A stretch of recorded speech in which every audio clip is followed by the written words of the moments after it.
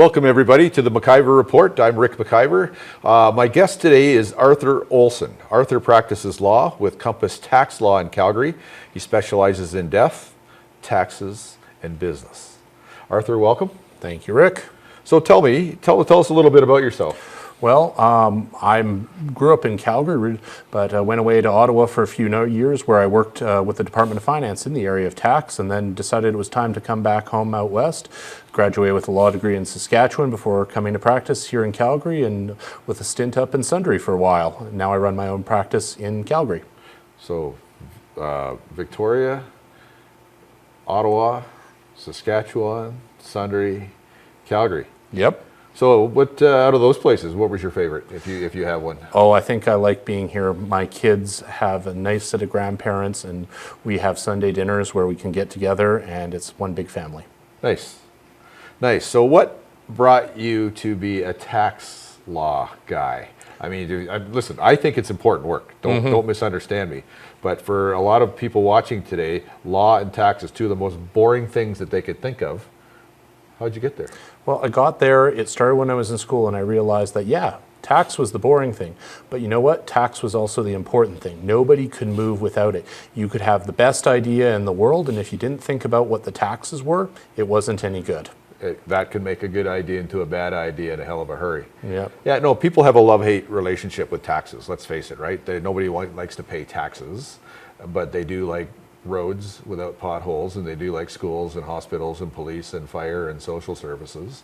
So I've always, as a political person, I've always taken the attitude that, well, you have the duty to pay your taxes, you also have the duty to pay as few taxes as possible because you owe that to your family. How do you see it? Well, I look at it and I say, yeah, we need to obey the law. If we don't have one rule for everybody, if you don't feel the system is fair, then it doesn't work.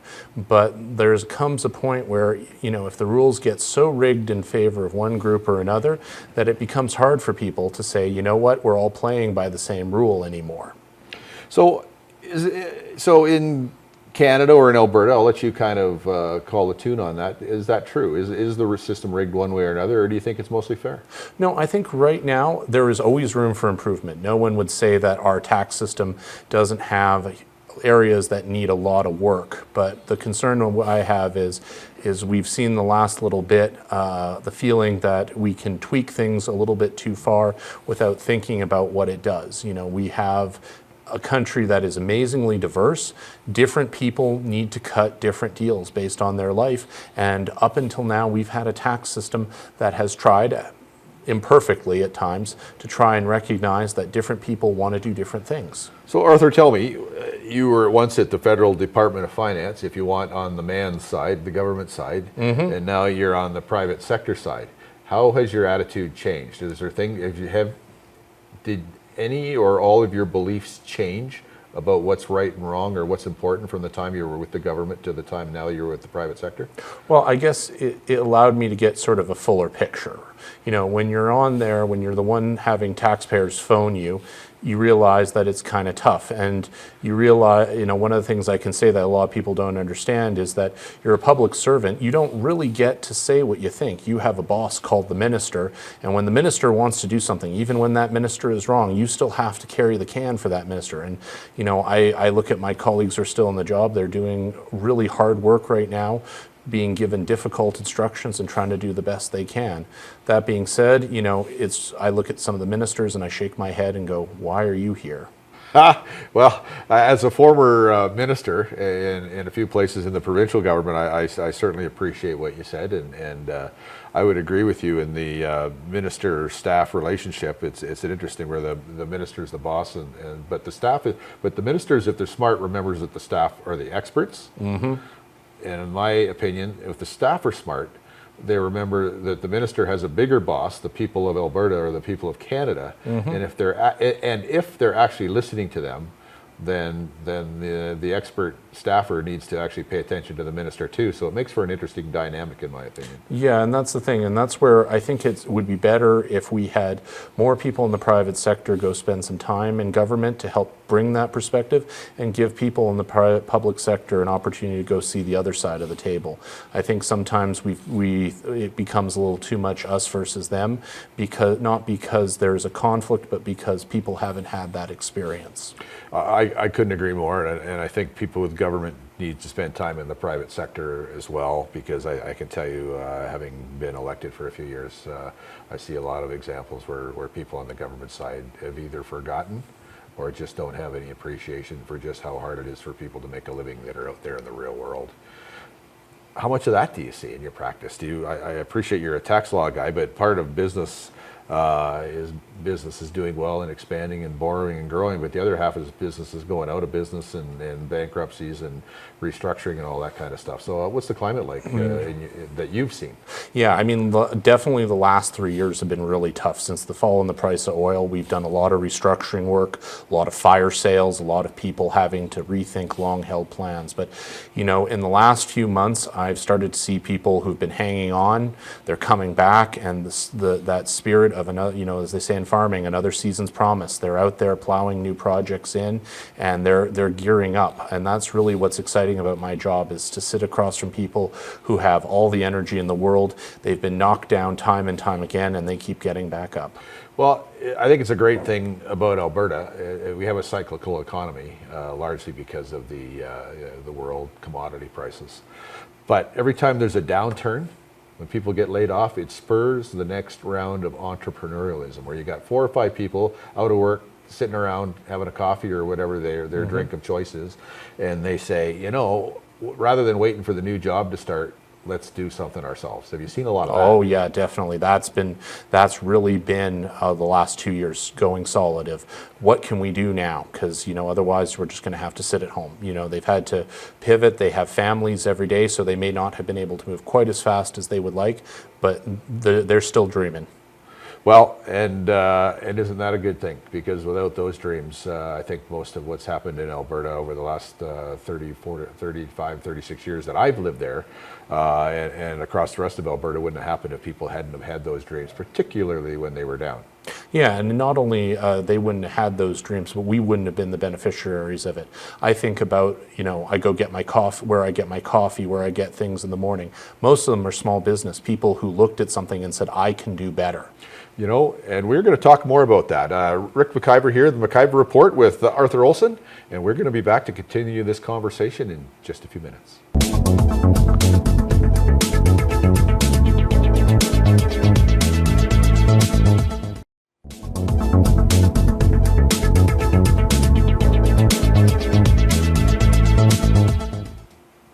Welcome back to the McIver Report. We're here today with Arthur Olson with Compass Tax Law.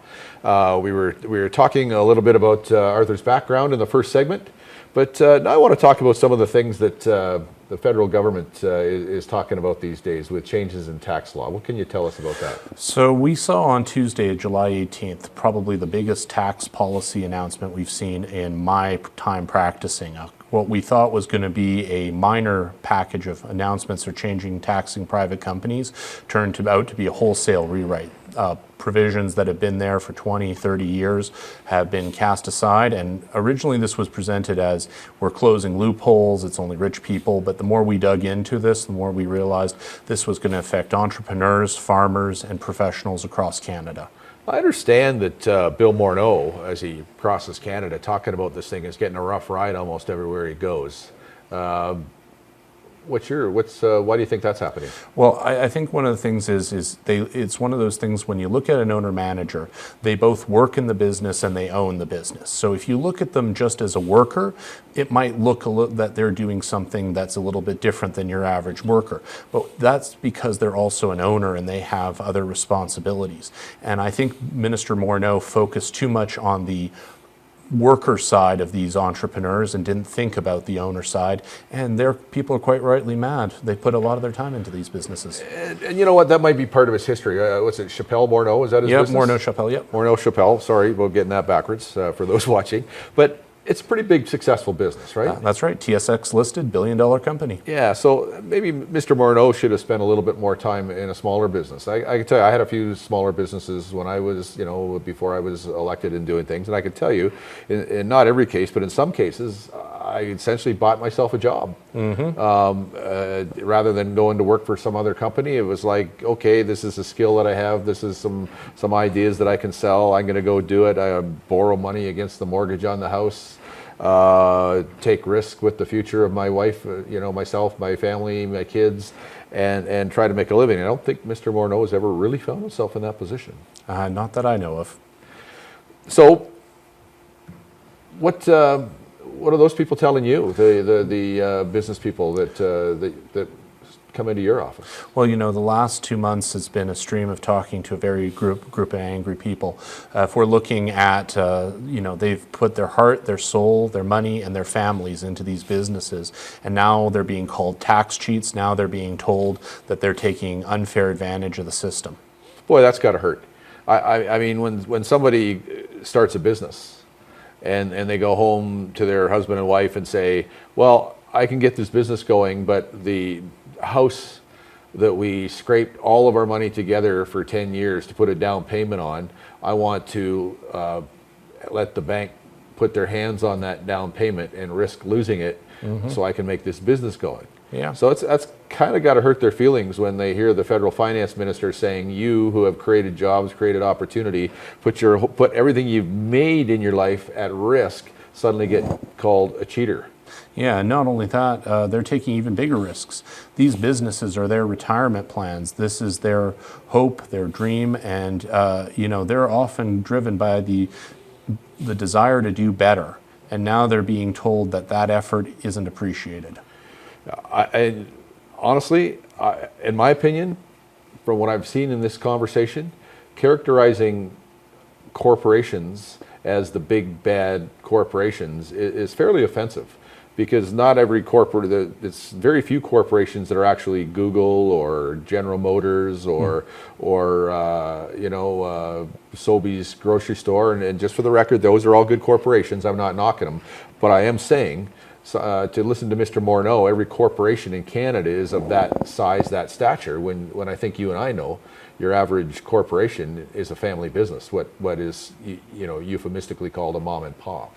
Yeah, and they're family businesses in every way. And that's the thing, whether it's just one parent working in the business, the other parent is a silent partner in that business, whether they like it or not. They are every bit as important to the success of that business as the person signing the checks. And yeah, it's not that there are no cheaters out there. We have to be clear that, the integrity of our tax system depends on making sure that people pay their taxes.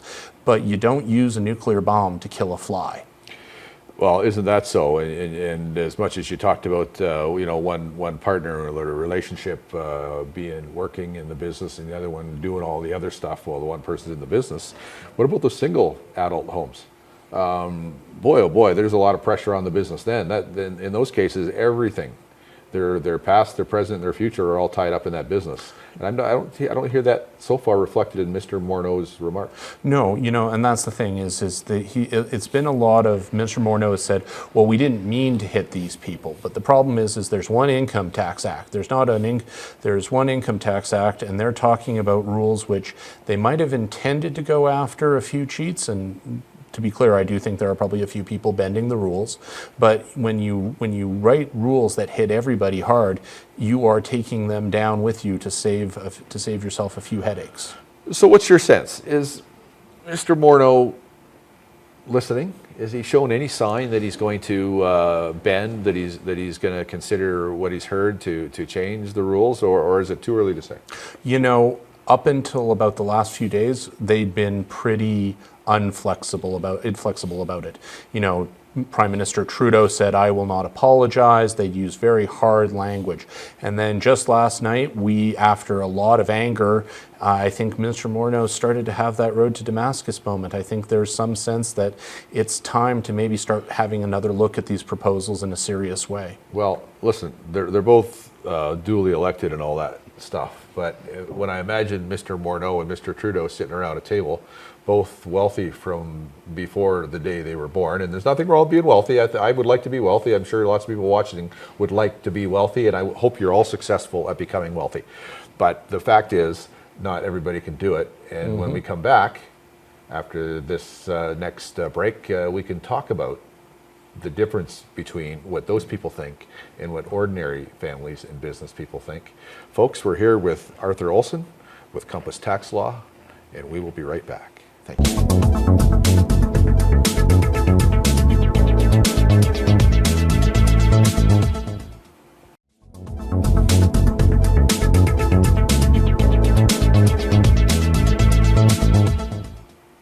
Welcome back to the McIver Report, here today with Arthur Olson with Compass Tax Law. Arthur, before the break, we were talking about Mr. Morneau and Trudeau and how they all come from, products of wealthy families and big businesses. But really, most businesses are small businesses. That's right. If you look at by employment, most employees are working in businesses of less than 100 people. Less than 100 people. And you know what? For a lot of people, if you employ 50 to 100 people, that's a pretty big business. Oh yeah, even less than 50 would probably be the number one size for employers. And as I understand it, that is the number one source for new jobs and new investment in our country and in our province. Yeah, it is our bread and butter in every sense of the term. So we've heard Mr. Morneau use a phrase called dividend sprinkling. Can you tell our viewers what that is and your opinion on it? So dividend sprinkling is the idea that you have a corporation. So we decided a long time ago in Canada that businesses were a good thing and that we would tax businesses a little bit less than other types of income. So what happens is when you've got a corporation, you can have different shareholders in that company. And now some of them, when you set up a private corporation, usually the company's not worth anything. You give shares to different family members, kids, spouse, and so on. And because as you earn more, you pay more, it makes sense to pay dividends equally to the different family members rather than to just have one member of the family take all the money. And that's called sprinkling. So how's that apply to Joe the plumber? So Joe the plumber would before, he's busy working his business.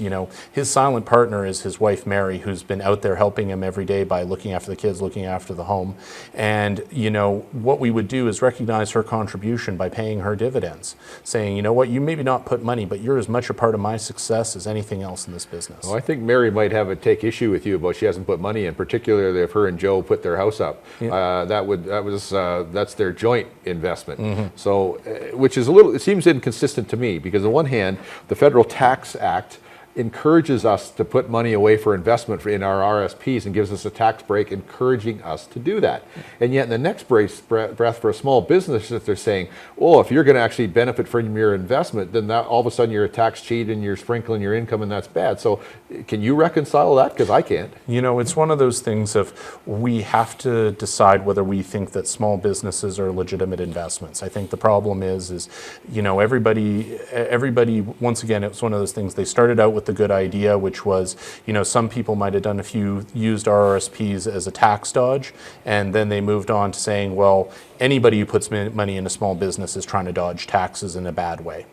See, and to me, I don't know if you agree, but to me, dodging taxes is your duty. I mean, paying your taxes is your duty, but paying as few as you legally can is also your duty, because you owe that to your family, don't you? Well, you want to look at it and you say, you owe your family a lot of different things. You need to make sure you're taking care of them. You also need to make sure you're putting enough in the common pool to make sure that there's enough for your health care and everything. So there's a balance. You want to make sure that you're paying a reasonable amount of tax, and in a good tax system, they don't ask you to pay too much. So with this tax sprinkling, does the prohibition upon it that they're talking about, is that going to end at retirement? Or no? I mean, can businesses business owners split income after they retire, or is it gone in every circumstance? So for most business owners, basically it's gone. So what's going to happen is whether your kids are shareholders of the company or whether your spouse is a shareholder of the company, unless you can show that they basically earned the money through what would be like the equivalent of a salary, and even then it's going to be a reasonableness test, which is going to make a lot of work for accountants, you're not going to be able to split it. So it's going to be it's for all practical purposes dead. So our Canadian government wants 34 million Canadians to be wage slaves. They don't want anybody to captain their own ship, by the sounds of it. Well, they're basically looking at it and saying, we want you to be taxed like workers. You know, everybody should pay the same, regardless of the risks you are taking, regardless of what you're trying to do, you should be taxed just like an employee. Okay, so I've heard them call it passive investment. So what does a tax on passive investment mean? Okay, so what happens is you've got a small business.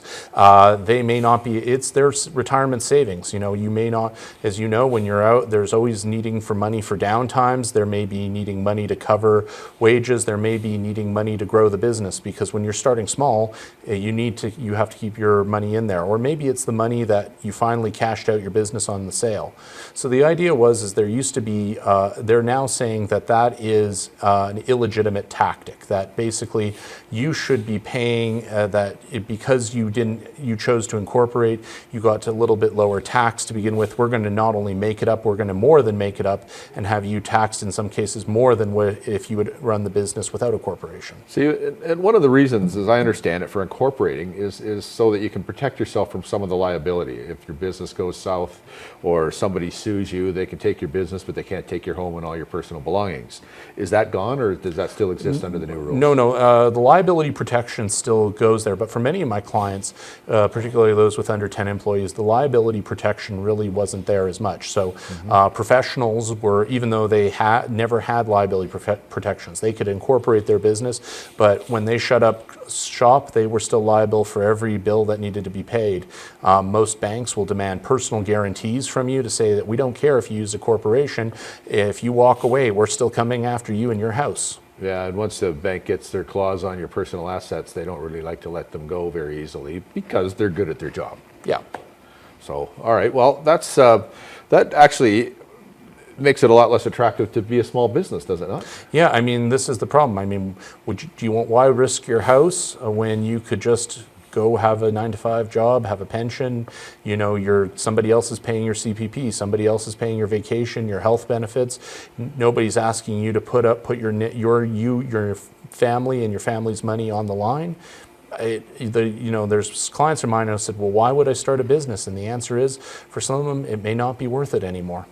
No, folks, we're not painting a real pretty picture here about the changes in the tax law, particularly if you're an owner of a small business and an operator thereof, or a family member of somebody that owns and operates a small business.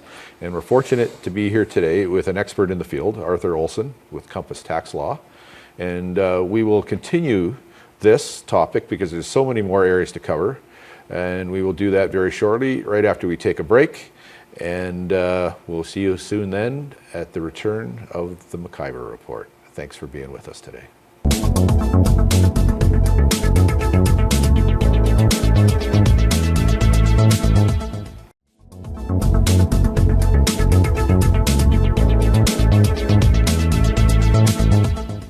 Welcome back to the McIver Report. I'm Ric McIver here today with Arthur Olson from Compass Tax Law in Calgary. We've been talking before the break about how new tax changes are going to affect small business. But, you know, Arthur, you touched upon professionals. Yeah. Doctors, lawyers, which you are, dentists. What are those people, what are they going to feel? Is it going to be good for them, the changes, or no? No, it's going to be really tough because, you know, especially a lot of doctors and dentists my age, they're my clients, they've got young children, they're maybe hoping for another one. But the problem is they don't get mat leave, they don't get to take off time. They still have to pay, not only do they have to cover the cost of their family, they still have to cover the cost of their clinics. So if they want to take some time out for their family, they're paying for it. They're paying for it on their own dime. And unfortunately, one of the tricks that they used to use, planning strategies we used to use, is have them save inside their corporation. Basically, they would self-fund their own maternity and paternity leaves. And now that's been made a lot harder. It's not really going to be worth it. And I'm worried that the Ontario Medical Association has come out and raised questions about what's this going to do to patient care. I mean, a lot of our doctors are very hardworking. They're working in remote communities. They're working on difficult conditions. They don't ask for everything, but they do need a fair deal, and they're starting to feel like they're not getting it. Okay, so let's use your example of Sally the doctor. What benefits does Sally get as a professional when she incorporates? So, tax planning 101 for Sally. When she graduated with that great big medical debt, she was told to incorporate because you know what? You've got a clinic. You need to be able to start paying expenses and you pay a lower tax rate on your business income. Sally was also looking ahead, thinking she wants to take some time off when her kids are born. So she starts saving inside her corporation to prepare for that day when she wants to take some time off. Yeah, and I think lots of our viewers will consider or think that medical clinics are operated by the government, and the doctor walks in and says good morning and starts work with not a care in the world. That's not really how it is it? No, most doctors in private clinics, they're paying expenses. They're paying expenses whether they show up or not. So if they want to take a day off, it's not, ironically enough, it's doctors who don't necessarily get a sick day. Yeah, it does seem ironic, but for what you say makes sense, right? Yeah, I mean this is but that's the thing. This is the deal they agreed to, and they said they were willing to take the deal because they worked hard all these years and they're going to see the reward later. And just as they're getting that reward, it's being taken away from them. Well, and you know what, Arthur, a lot of people are in the coffee shop and around the kitchen table will say, well, those greedy doctors, they're making $300,000-$400,000 a year and they're, nobody's worth that and whatnot. But I think what a lot of people don't realize is out of what a doctor makes, they have to pay rent on the building that they're in. Mm-hmm. They have staff that they pay out of their pay, including benefits and the staff's vacation. And when the doctor takes a week or a month off once in a while, then the rent in the office doesn't stop. The heat and the electricity cost in the office doesn't stop. And they have to make enough during those times when they're working to cover all these expenses, including crazy things like business interruption insurance should the city tear up the street in front of their clinic or whatever happens. Yeah, and not only that, it's not like they woke up and turned 18 and they started practicing medicine. In many cases, it's not until their early 30s that they're done all of their training and they're fully licensed and certified doctors. Well, when somebody opens up my belly or my head to fix what's broken in there, I don't want the abridged version of medical school. I want them to have studied for that decade and a half. And you know what? They got to be paid back for that. And I'm pretty happy that they're there to be paid back for that. Yeah, I've been lucky. I've had really great doctors who care. They love their work. They are deeply passionate about what they do. But they get to have a life. They are not slaves of the state. Yeah, and I think a lot of people don't always give them credit for that. From what I can see, it's pretty easy to sit anywhere we are in the world and saying that somebody in the other place is getting too good a deal. Mm-hmm. I particularly love the expression "the rich should pay," mm-hmm. because no matter how wealthy you are or no matter how poor you are, no one ever describes themselves as the rich. The richest person on earth doesn't describe themselves that way, and the poorest person on earth surely doesn't. So I think people need to be a little more, try to be a little more understanding that there's pros and cons no matter where other people sit in the proverbial financial food chain. Yeah, and that's really the story behind this. This is a story as old as time called envy. You have something that I don't. I don't know why you don't have it, but you don't, and somebody's coming along saying, I'm going to take it away from him. And it's human nature when we want to see people knock down a peg, and it's really unfortunate that the government is choosing to play on that worst of our sentiments. Yeah, and one of the more creative answers that I've heard on that is when people take that attitude is to say, well, okay, you and I are in school, and you've got an A and I've got a C. So is it okay if we both have a B so we're equal? Mm. I'm pretty sure if you've worked hard for the A and maybe I worked hard for the C too. Maybe I didn't. Even if you slacked off for the A, the fact is you earned it. Mm-hmm. I don't think that's right. Why give marks at all? Yeah, and that's the thing. There's different people want to do different things. That's what's great about Canada, is we have room for everybody to do what they want to do. But it's one thing what we're doing here is saying, you made your deal, whether as an employee, a professional, or a business person, you accepted a certain cost in the aspiration of getting a certain benefit. And now, after you've put in the time, we're changing the rules on you. And you know what, folks, almost everything we enjoy in life that we like, whether it's our cell phone, the comfort of our home, the fact that there's technology to keep us cold in the winter and cool in the summer, is there was a result of people working hard and having competition. And if you don't let people enjoy the benefits of their effort, then why should they create those things? It certainly makes it a lot harder. I mean, a lot of the entrepreneurs, there's definitely a side to them that they are driven to do better, but they have their limits. They have, just whether they're doctors, entrepreneurs, or farmers, they still have families and they still have bills to pay. And as we're talking about here, and I'm learning a few things, it's becoming more and more clear that tax law affects the incentive for people to get up, go to work hard, create things, create jobs for other people, make the world a better place. Yeah. And so you and I have covered here for the last few minutes talking about how tax laws affect professionals. We're going to move on to different things right after this break. Here with Arthur Olson with Compass Tax Law, and you are watching the McIver Report.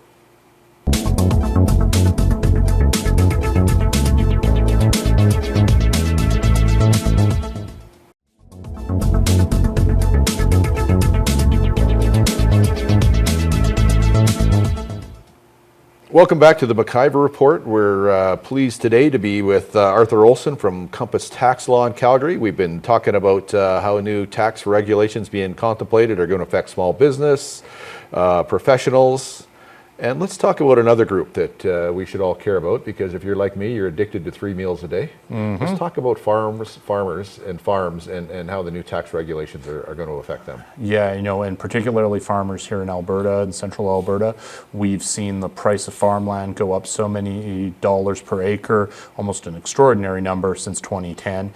And now farmers are looking to transition farms onto the next generation, and the rug is being pulled out from under them.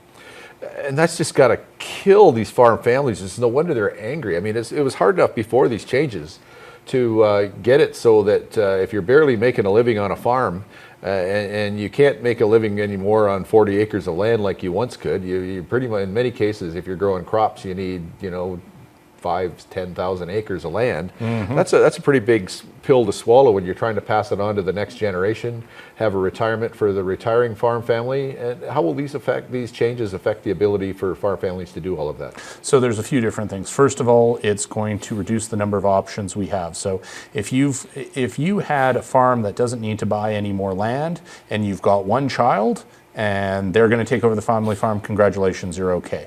But if you're like most of my farm clients, you've got maybe one kid who doesn't want to be in the farm anymore, mm-hmm. Not that they don't love their mom and dad, but it's time for them to move into the city. It's going to be hard for the remaining sibling to buy out that farming sibling. And then it's also going to be perversely the case that, if dad is saying, I want to sell, he's actually going to end up paying more tax if he sells to a complete stranger than if he sells to his own kids. How can that make sense?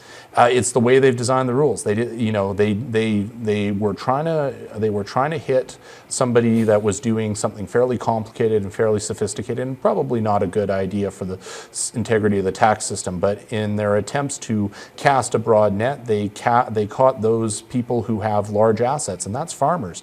Their wealth is literally in the ground, and by dollar value, it's a high number, but it's not like it's money they can just take to the bank. I'm going to ask you to repeat something only because I think it's that important for our viewers. Mm-hmm.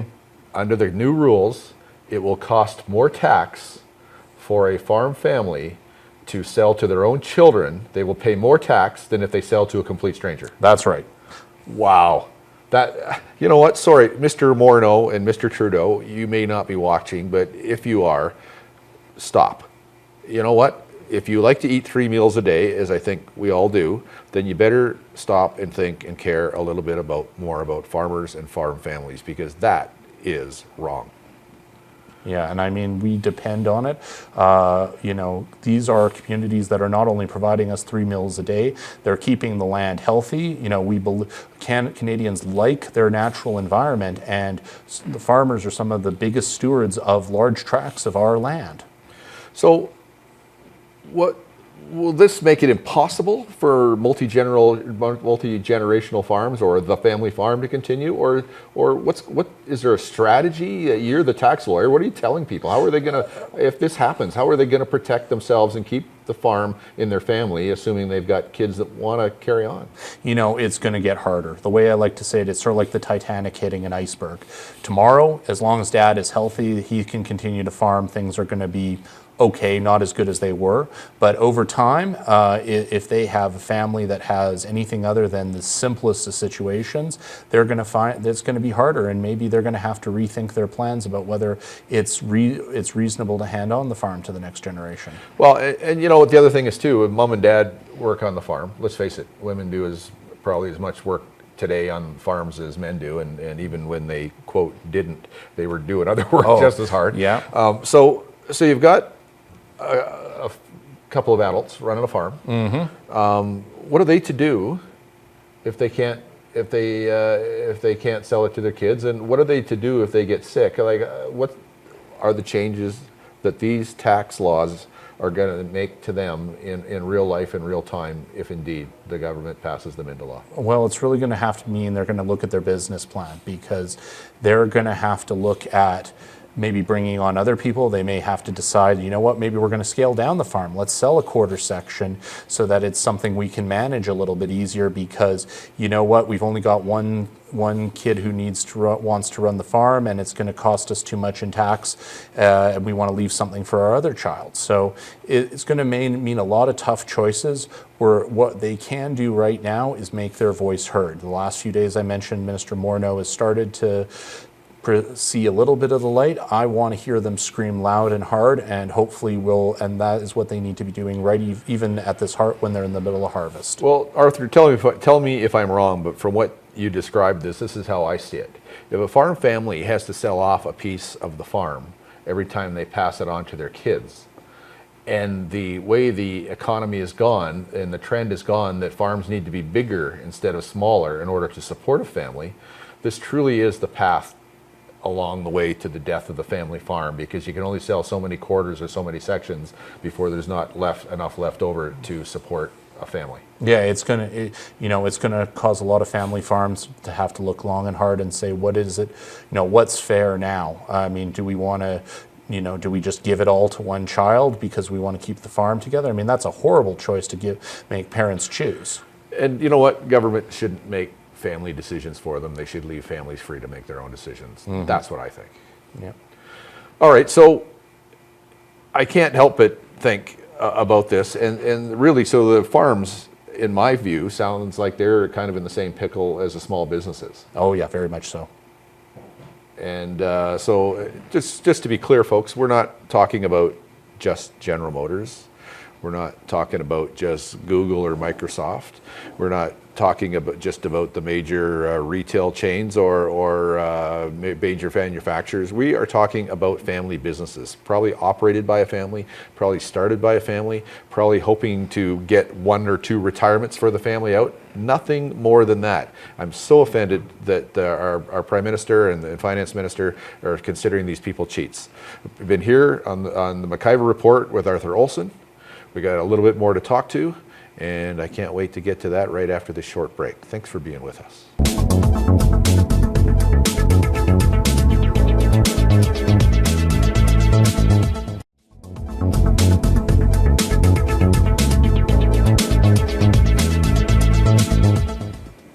Welcome back to the McIver Report. I'm pleased to be here today with Arthur Olson from Compass Tax Law in Calgary.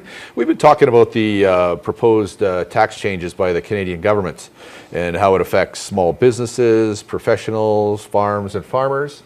But Arthur, let's talk about how it actually affects Mr. Morneau, Mr. Trudeau, and elected people and civil servants. Well, there's 2 things for Morneau and Trudeau. They're both the beneficiaries of family trust. They've had a long time and a very good run. They've gotten where they've been able to get where they are. And when they leave Ottawa, they're going to have a pension. And that pension, guess what? They can split with their spouses. Oh, but that's okay. Apparently business people and doctors and farmers splitting income with their spouses is a bad thing.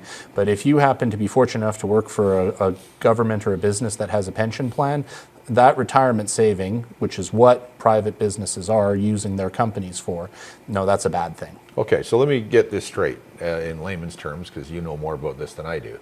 So if I'm a small business person and my wife and I are running a mechanic shop or a landscape business or I don't know, somebody that dry cleaning business, for example, and we share income to manage our taxes, we're bad people. According to Minister Morneau. But Minister Morneau and Mr. Trudeau, when they retire with their government pensions and they split that up with their spouse, they're good people. Apparently. Wow. They must be really good. Well, not only that, pension income, you get the first $2,000 free in Canada. So that's a $4,000 bonus every year. If you happen to retire with a pension, you get a $4,000 bonus every year. Whereas if you're using a private company as your retirement savings plan, apparently you're a bad tax cheat. So how is it, do you imagine, that the irony of that is lost on these two fellows born with a silver spoon in their mouth? And again, let me repeat that. I am happy for wealthy people. I would like to be wealthy one day. I'm sure you, if you're watching, would like to be wealthy one day if you're not already. Nonetheless, I think you'd be okay if the rules were fair for the wealthy and the not wealthy. Well, and that's the thing. You know, my clients don't mind paying their fair share of taxes. They like the healthcare. They like the roads. But what we're seeing here is if we really need the money that badly, then everybody has to pay. And we can't say that, you know, business people bad, employees good. You know, some people want to be employees, some people want to be business owners. And I'm happy for both of them because that's what's great. You can do your own thing. But if we are saying now that it's not fair that business owners are going to be sharing income, we should also be looking and saying, well, then sharing income isn't fair for anybody else either. Yeah, and you know what? I hate to see that because there's so many places just out of decency where sharing income is important. For example, you have a son, a daughter, a spouse who's disabled. Yeah. Why not allow those people to share income so that that family with a disabled member can minimize their taxes, make it a little more equitable for one to stay home and one to work. Let it be their choice. Am I missing something? And you see, that's the problem. The Income Tax Act is a big green phone book that sits on my desk. It's 2,400 pages. It's been since 1971 that we've done a top to bottom rewrite. And there are so many different rules that have, as our society has changed since 1971, that haven't kept pace. And what the Minister Morneau seems to do is he's looked at one thing and say, you know, looked at from a particular angle, this doesn't quite work. And rather than saying, you know what, it's because the act as a whole needs a complete reworking, they're trying to go in and they're trying to hit a nuclear bomb, use a fly to hit a nuclear bomb. Okay, so I'm going to challenge you a little bit. You kind of suggested, I thought, with what you just said, that it's time to rewrite the tax code. Yep. And then the next breath you said you've thrown in a nuclear bomb, which sounds like rewriting the tax code. So I'm sure I'm missing something. You're going to explain what it is. Is it good or bad to rewrite the tax code? It's a good, we should. I mean, you know, laws change as Canada changes. And right now, they're hitting one thing, they're doing a lot. The reason it's a nuclear bomb, it's doing a lot of damage. Whereas if we're going to do a wholesale rewrite, we could look at some of the issues that you've mentioned. We could bring things together and say, you know what, if we're reimagining an income tax act that represents Canada today, maybe we'd look at some of those issues, like what makes sense for families. Okay, so let's go to our imaginary world here, and tomorrow morning we wake up and you are both Prime Minister and Finance Minister for Canada. How would you change the tax code? How would you go about it? How would that be different than what's going on right now? You know, one of the things, as I said, is people don't mind paying a little bit of tax, especially for the services. So what I would do is we have billions upon billions of dollars of what are called tax expenditures, preference items, deductions that are allowed. Why not take a serious look at getting rid of them across the board and have a much lower rate, maybe even a flat rate? Okay, and how would that make the world better?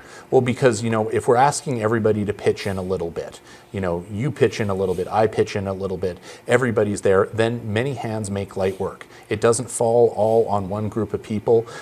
And even if families want to make different decisions, they're being driven by what makes sense for their family, not whether or not they can get a tax deduction. All right, so you should just suggested a flat tax. I like a flat tax, but my left-wing colleagues would say flat taxes are bad because it disproportionately taxes the poor over the rich. How do you answer that? Well, the answer is there's more it's not just a flat tax, it's a tax on consumption. So we might have to look at spreading it out, not just on relying on income taxes. You see, that's one of the other things. We put all our eggs in one basket in Canada in a very real sense by depending very heavily on excise, on income taxes, rather than spreading it out between income, consumption, and other sources. Okay, so if you're not Prime Minister and you're not Finance Minister, though it wouldn't be necessarily a bad thing if you were, so what would you advise our viewers to do to make their lives better? So right now, the thing they need to do is they need to make their voices heard. Right now, one of the reasons that I think Minister Morneau is starting to change his position a little bit is he's hearing the anger. So I want everybody to go out to their MP, to their neighboring MP, to their Chamber of Commerce, to any trade group they are part of and say, this isn't fair, this is going to hurt me. And we make our voices heard loud and long enough, I think we'll see some changes. That being said, if the government does push ahead, I think that people need to go see their local tax advisors and before year's end and say, now what do we do? You know, the best tax advice starts with not tax being the tail that wags the dog, but asking people to engage in a conversation where they say, what is it I'm trying to do? There you heard it, folks, from the expert, Arthur Olson from Compass Tax Law. Talk to your elected officials. Tell them you don't like the changes in the tax law, and try to effect change before it's too late. You've been with us here on the McIver Report. I've been here with Arthur Olson from Compass Tax Law, and this has been really informative for me. I hope you've enjoyed it nearly as much. Thank you for being with us on the McIver Report, and we hope to see you back next time.